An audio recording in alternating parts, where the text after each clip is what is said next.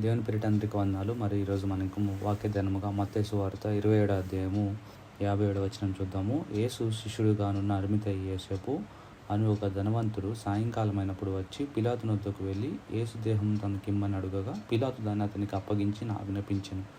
యోసేపు ఆ దేహమును తీసుకొని శుభ్రమైన నారబట్టితో చుట్టి తాను రాత్రిలో తొలిపించుకున్న క్రొత్త సమాధిలో దాన్ని ఉంచి సమాధి ద్వారమునకు పెద్ద రాయి పొర్లించి వెళ్ళిపోయాను.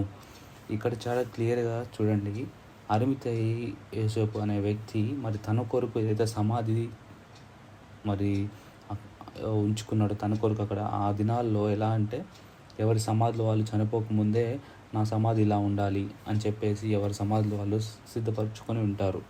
ఈ అరిమతయి యోసేపు ఏం చేశాడంటే తన కొరకు ఉంచుకున్న సమాధి మరి తన కొరకు అని మరి అనుకోలేదు, కానీ యేసయ్య కొరకు ఇవ్వడానికి సిద్ధపడ్డాడు. అందుకే ఈరోజు మనం ఆయన పేరు మనం వినగలుగుతున్నాం ఈ బైబిల్లో.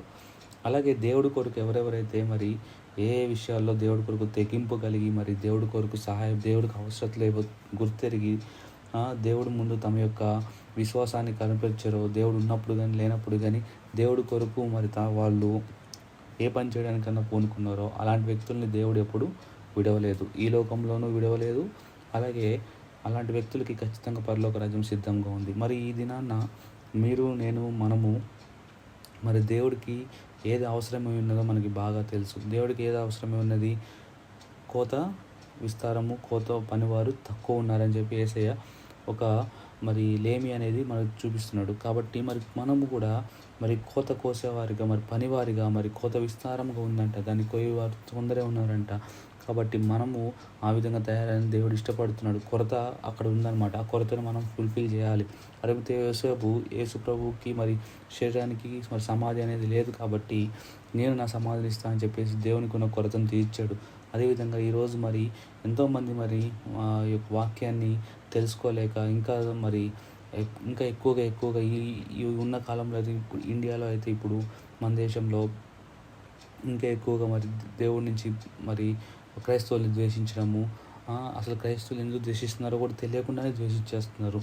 ద్వేషించడమే కాదు కానీ కొడుతున్నారు, చంపుతున్నారు అని ఇలాంటి రోజులు వచ్చేసాయి. కానీ మరి ఇలాంటి వాళ్ళని ఎవరు మార్చేది? ఇలాంటి వారికి దేవుని యొక్క ప్రేమ ఎవరు కనపరిచేది? ఇలాంటి వారికి ఇది కాదు జీవితం, మరి నువ్వు ఇలా చేయడం వల్ల నువ్వు నరకానికి వెళ్ళిపోతావు అని వారికి చెప్పగలిగేది ఎవరు?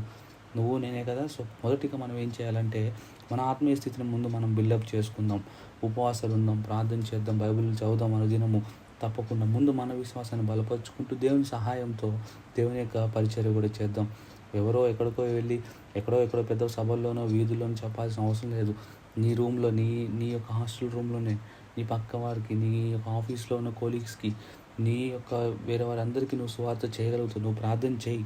అలాంటి సిచ్యువేషన్ రావాలని ప్రార్థన చేస్తే దేవుడు అలాంటి సిచ్యువేషన్ నీ యొక్క ఆఫీస్లోనే క్రియేట్ చేస్తాడు. ఆ యొక్క సిచ్యువేషన్ దేవుడు ఎలా క్రియేట్ చేస్తాడంటే అక్కడ ఉన్న వారికి ఏదో అవసరం పడుతుంది. అప్పుడు నువ్వు నీ సాక్ష్యం పంచుకొని దేవుడు నీకు ఎలా మేలు చేశాడో అది పంచుకొని నువ్వు కూడా యేసు ప్రభువుని నమ్ము, యేసు ప్రభు అద్భుతాలు చేశాడు నువ్వు వారికి చెప్పడానికి వీలవుతుంది. కాబట్టి మీరు ఆశ కలిగి ఉండండి. కేవలం మీ ఆత్మ గురించే కాదు కానీ ఇతరుల ఆత్మ గురించి కూడా ఆశ కలిగి ఉన్నట్లయితే దేవుడు అలాంటి సిచ్యువేషన్ అరేంజ్ అయ్యేటట్టు మీ కొలీగ్స్ మధ్య కానీ మీ ఫ్రెండ్స్ మధ్య కానీ అలాంటి సిచ్యువేషన్ వచ్చేటట్టు చేస్తారు. అప్పుడు మీరు మీ సాక్ష్యాన్ని పంచుకోండి ధైర్యంగా. సాక్ష్యాన్ని పంచుకొని దేవుడి గురించి 4-5 మాటలు చెప్పండి. అప్పుడు వారు కూడా దేవుడిని తెలుసుకుంటారు, మీరు దేవుడిని ఇంకా ఆత్మీయంగా బలపడతారు. ఆ విధంగా మీరు కూడా దేవుని యొక్క ఆశీర్వాదాలు ఈ లోకంలో పొందుతారు. అలాగే మీకు పరలోక రాజ్యంలో కూడా బహుమానాలన్నీ సిద్ధపరచబడి ఉంటాయి. కాబట్టి ఈ చిన్న వాక్యాన్ని దేవుడు దీవించును కాక. అరిమతయి యోసేపులాగా మనం కూడా మనకున్న టాలెంట్ని మనం దేవుడికి ఇద్దాం. దేవుడికి ఉన్న అవసరం లేవో మనం తెలుసుకొని గుర్తెరిగి మనం వాటిని ఫుల్ఫిల్ చేద్దాం.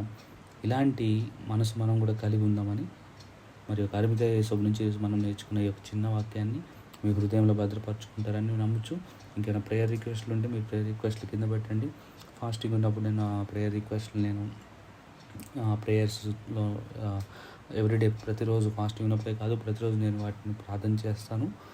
అలాగే ఇంకేమన్నా కష్ట నష్టాలు, ఇబ్బందులు, ఇంకేమన్నా డౌట్స్ ఉన్నాయి కానీ కామెంట్స్లో తెలియజేయమని ప్రభు పేరిట మిమ్మల్ని అందరినీ వేడుకుంటున్నాను. ప్రైజ్